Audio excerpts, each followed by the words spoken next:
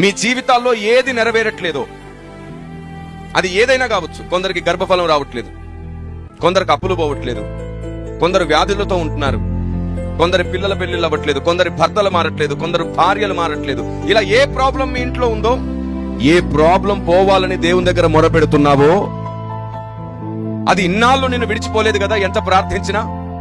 అయితే నీకు శుభవార్త, దేవుడు ఎవరిని ఎక్కువ నమ్ముతాడో వారి జీవితంలో చాలా సార్లు ఇలాంటి ఆలస్యాలు జరుగుతాయి.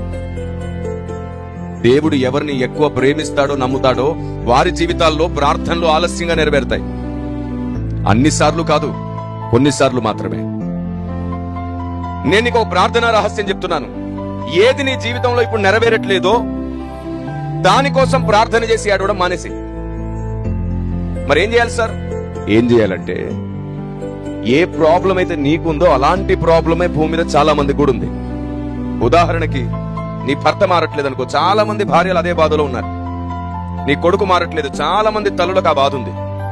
నీ గర్భఫలం లేదు, చాలా మంది గర్భఫలం లేక బాధపడుతున్న వారు కూడా ఉన్నారు.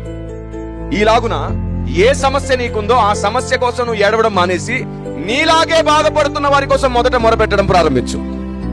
ఇలా చెప్పు దేవునితో, ప్రభువా, ఇన్నాళ్ళు దీనికోసం నేను ప్రార్థించాను, అయితే ఇప్పుడు నాలాగే బాధపడుతున్న వారిని మొదట విడిపించు, తర్వాత నన్ను విడిపించు అని అడిగి చూడండి.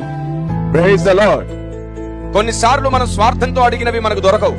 మీరు మీ సుఖభోగముల నిమిత్తమే అడుగుతున్నారు గనక మీకేమీ కలగదు అన్నాడు. మీరు నా చిత్తానుసారముగా ఏది అడిగినది మీకు అనుగ్రహిస్తానన్నాడు. కాబట్టి మీరు చెయ్యండి. మొదట నాలా బాధపడే వారిని విడిపించు ప్రభువా, చివరిగా నన్ను విడిపించు ప్రభువా అని అడిగి చూడండి. అక్కడ స్వార్థం ఉండదు, కర్తవ్యం ఉంటుంది, బాధ్యత ఉంటుంది.